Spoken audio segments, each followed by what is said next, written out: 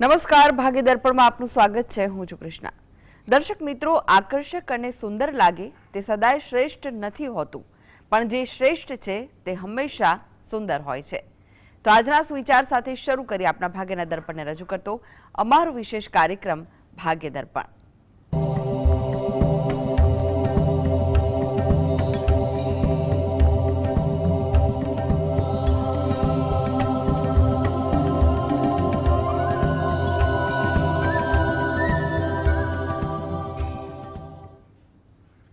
તો ભાગ્ય દર્પણમાં આપના પ્રશ્ન નિરાકરણ, રાશિફળ, પંચાંગ વિશે માહિતી અને માર્ગદર્શન આપવા માટે આપણી સાથે જોડાઈ ગયા છે જાણીતા જ્યોતિષાચાર્ય ડોક્ટર હેમલભાઈ લાઠિયા.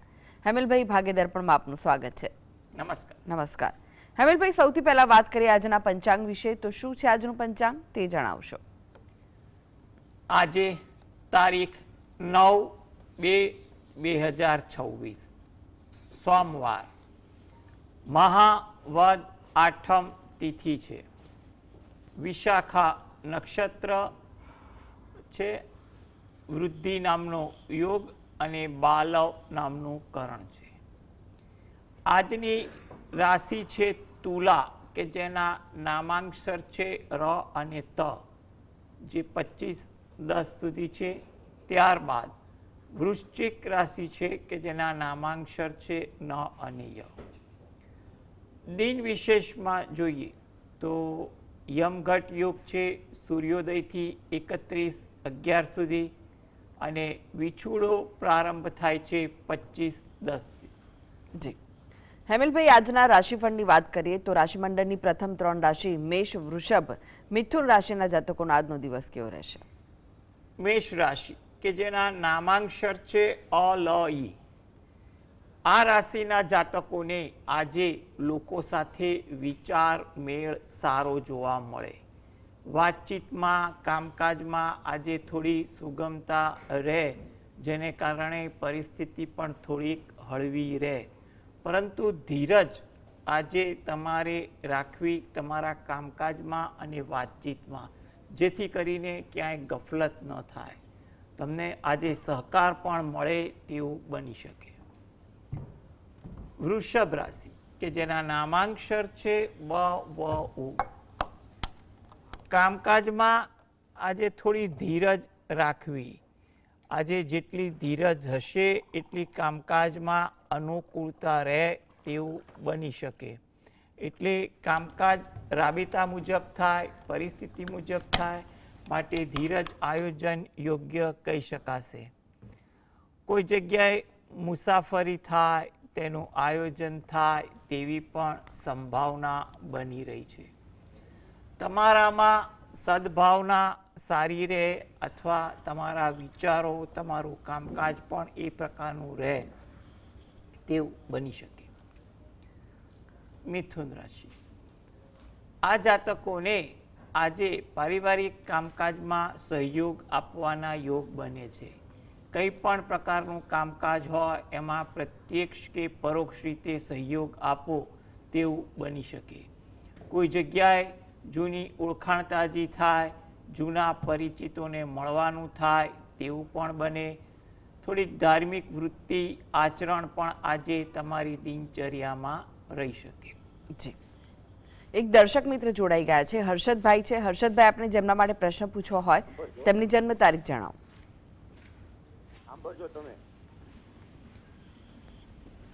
હર્ષદભાઈ, આપને જેમના માટે પ્રશ્ન પૂછવો હોય તેમની જન્મ તારીખ જણાવો.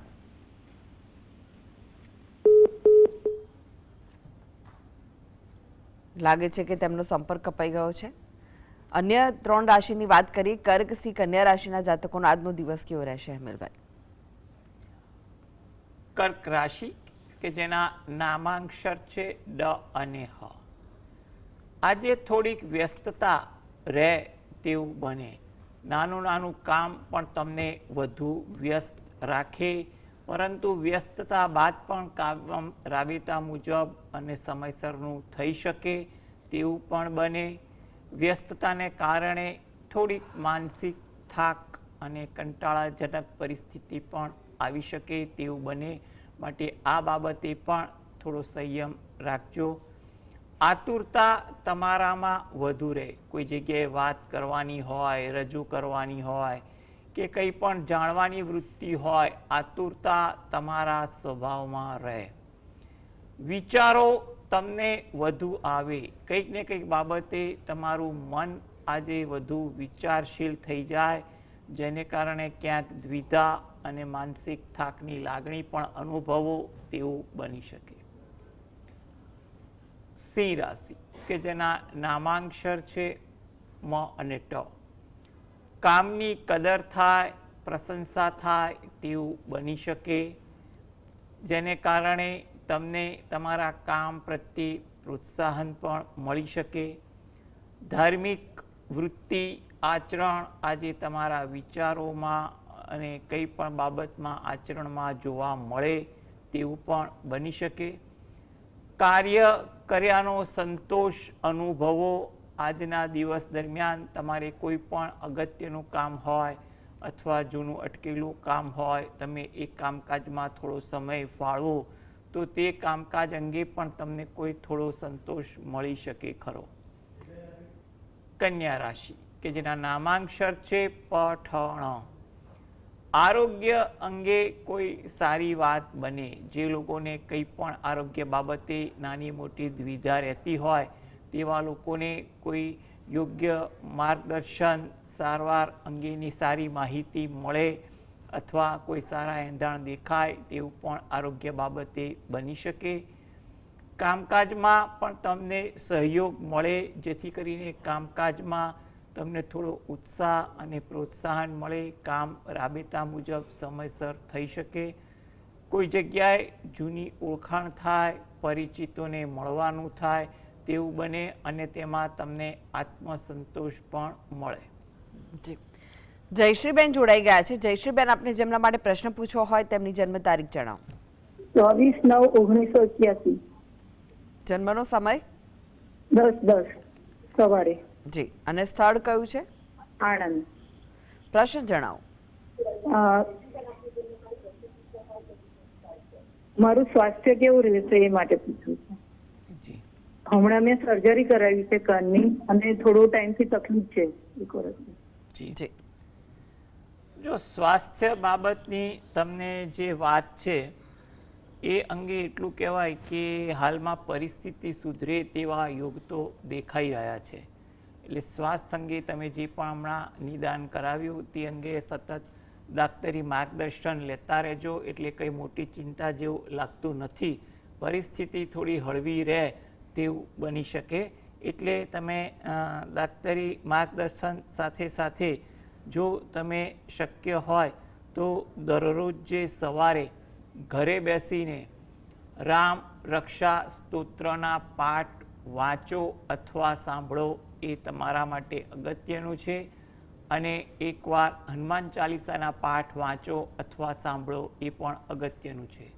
અને જ્યારે પણ સમય મળે ત્યારે મનમાં શંકર ભગવાનના કોઈ પણ મંત્રનું રટણ પણ કરવું. અનુકૂળતા હોય દિવસમાં એકવાર કે અઠવાડિયામાં એકવાર તમે અથવા તમારા ઘરની કોઈ પણ એક વ્યક્તિ ગાય અને કૂતરાને અન્ન એટલે કે રોટલી આપે એ પણ થોડું ઈચ્છનીય બને છે. જેથી કરીને સ્વાસ્થ્ય અંગે જે સુધારાલક્ષી ગ્રહો છે તો એમાં યોગ્ય રીતે સારો સુધારો આવી શકે તેવું આપણે કહી શકીએ. જી, હર્ષિતાબેન જોડાઈ ગયા છે. હર્ષિતાબેન, આપને જેમના માટે પ્રશ્ન પૂછવો હોય તેમની જન્મ તારીખ જણાવો. 27/3/2003. જન્મનો સમય? સવારે 9 થી 10 ની વચ્ચે. અને સ્થળ કયું છે? આંબરડી. પ્રશ્ન જણાવો, શું પૂછવું છે આપને? આપનો પ્રશ્ન જણાવો. હા, મારા ભાભી માટે પ્રશ્ન છે. મારા ભાભીની છે ને તબિયત સારી નથી રહેતી, એમને પેટમાં દુખ્યા રાખે છે અને માથું દુખે ને એવું બધું થાય છે. તો આ વિગત એમની છે કે કોની છે? આ વિગત કોની આપી છે તમે? મારા ભાભીની. ઓકે જી, હવે જો આ તમારો પ્રશ્ન જે છે એ આરોગ્યલક્ષી બાબત અંગેનો છે તો તે અંગે એટલું કહેવાય કે હાલમાં તો કોઈ મોટી ચિંતા લાગતી નથી. આરોગ્ય અંગે કોઈ દાક્તરી માર્ગદર્શન લો, ચોક્કસ સારો ઉકેલ આવે તેવું બની શકે. એટલે મનમાં ખોટી ચિંતા, ખોટા વહેમ ન રાખવો એ જરૂરી છે. સારા આરોગ્ય હેતુ જો તમે દરરોજ જે સવારે ઘરેથી જ સ્નાનાદિથી નિવૃત્ત થઈ અને ગણપતિ દાદાના કોઈ પણ મંત્રના જાપ કરો અને એકવાર દત્ત બાવનીના પાઠ વાંચો એ અગત્યનું છે. તેમજ રાત્રે ઘરે બેસીને જ એકવાર હનુમાન ચાલીસાના પાઠ વાંચો, જેથી કરીને આરોગ્ય અંગે તમને કોઈ સારી વાત બને તેવું આપણે કહી શકીએ. ચિરાગભાઈ જોડાઈ ગયા છે. ચિરાગભાઈ, આપને જેમના માટે પ્રશ્ન પૂછવો હોય તેમની જન્મ તારીખ જણાવો. જન્મ તારીખ છે મેડમ 31/5/94. જી. જન્મનો સમય? 11:25. એ રાત્રે કે રાત્રે? રાત્રે. અને જન્મનું સ્થળ કયું છે? અમદાવાદ મેડમ. પ્રશ્ન જણાવો, શું પૂછવું છે આપને? મેડમ પ્રશ્નમાં એવું છે કે લગ્ન થઈ ગયેલા છે અને છૂટું થતું છે નહીં એમ. હવે શું લાગે છે એમ? જો હવે સૌ પ્રથમ તો આમાં એવું છે કે તમારો હાલનો સમય જોવો પડ્યો, સાથે સામેના પાત્રનો પણ વર્તમાન સમય શું છે જાણવું તો વધુ સારું. પરંતુ તમારી કુંડળી મુજબ ગણતરી કરવા જઈએ તો તમારો સમય તો 2026માં અનુકૂળ છે.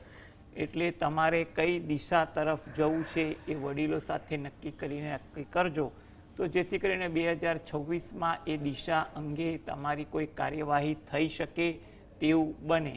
છતાં પણ તમારે અત્યારે કંઈ પણ પ્રકારની ખોટી વિટંબણા ન આવે તે હેતુથી જો તમે દરરોજ જે સવારે ઘરે બેસીને તમારા કુળદેવીને 2 હાથ જોડી પ્રાર્થના કરો અને તમે રહો છો એની નજીકમાં કોઈ શંકર ભગવાનનું મંદિર હોય તો ત્યાં દર્શન કરવા જઈ ત્યાં અન્ય ઉપસ્થિત દેવદેવીને પગે લાગી અને બહાર સૂર્ય ભગવાનને પણ પગે લાગી અને પીપળાના વૃક્ષને જળ વડે સિંચન કરી પ્રદક્ષિણા ફરવી. થોડીક આ પ્રકારની ભક્તિ તમે રોજિંદી ભક્તિ સાથે કરો તો તમારી વર્તમાન પરિસ્થિતિ અંગે કોઈ એક રીતે ઉકેલ આવી શકે તેવું બને. જી. લાલાભાઈ જોડાઈ ગયા છે. લાલાભાઈ, આપને જેમના માટે પ્રશ્ન પૂછવો હોય તેમની જન્મ તારીખ જણાવો.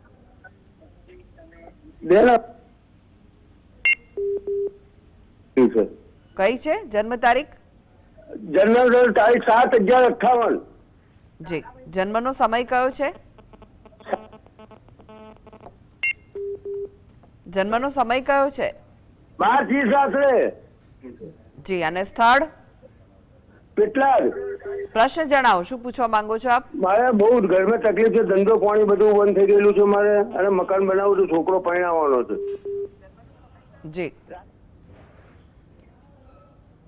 જો તમારો જે પ્રશ્ન જે છે એ મુજબ ગણતરી કરવા જઈએ તો હાલમાં તમારે જે રીતની પરિસ્થિતિ છે એમાં તો અત્યારે એવું કહેવાય કે પરિસ્થિતિ તમે યોગ્ય વ્યવહારુ ઢબે પ્રયત્ન કરો તો એનો કોઈ ઉકેલ આવે, કોઈ હિતેચ્છોનું કે વડીલોનું માર્ગદર્શન લઈ અને આ બાબતે વિચાર કરો. 2026 તમારા માટે પ્રશ્નોના કોઈ સમાધાન થાય તેવું બની શકે ખરું. આ માટે તમે દરરોજ જે સવારે ઘરે બેસીને જે પણ તમારી પૂજા ભક્તિ કરતા હોય કરો અને સાથે તમે ગજેન્દ્ર મોક્ષના પાઠ વાંચો અથવા સાંભળો એ જરૂરી છે. અને જ્યારે પણ તમને સમય મળે ત્યારે નજીકના મંદિરે દર્શન કરવા જાઓ, અઠવાડિયામાં એકવાર કે મહિનામાં એકવાર, તો ત્યાં આગળ બહાર પીપળાનું વૃક્ષ છે એને જળ વડે સિંચન કરી પ્રદક્ષિણા ફરો. અને જો ઘરમાં કોઈ પણ અથવા તમે સાંજે અઠવાડિયામાં એકવાર કે 2 વાર સુંદરકાંડના પાઠ વાંચો અથવા સાંભળો તો પણ ઘરની પરિસ્થિતિમાં સુધારો આવે તેવું બની શકે. એટલે તમે અત્યારે 2026માં યોગ્ય અનુભવ અને વ્યવહારુ માર્ગદર્શનથી પરિસ્થિતિ પર તમે નિયંત્રણ કરવાની કોશિશ કરશો તો એમાં તમને કોઈ લાભ દેખાશે. તમારા વ્યવહારુ કામ અંગે કોઈ ઉકેલ આવે અથવા એ દિશા તરફ કોઈ એંધાણ દેખાય તેવું બનવા જોગ છે. એટલે તમે પ્રયત્ન કરો અને ભક્તિ કરો તો 2026માં કંઈક સારી વાત બનવા માટેના પાયા નખાઈ શકે. જી. હેમિલભાઈ, તમે જોડાયેલા રહેશો. આગળ પણ બાકીની રાશિઓનું રાશિફળ આપની પાસેથી જાણીશું. તો ભાગ્ય દર્પણમાં આગળ વધીએ તે પહેલા લઈએ બ્રેક.